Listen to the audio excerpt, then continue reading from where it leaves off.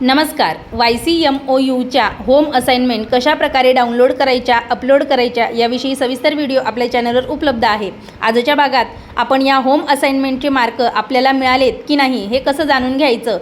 तर तुम्हाला दिसत असेल की मी साईट जी आहे ती ओपन केलेली आहे आणि फक्त एकच होम असाइनमेंटचे मार्क आपल्याला मिळालेले दिसत आहेत, ज्या ठिकाणी व्ह्यू मार्क हे आलेलं होतं.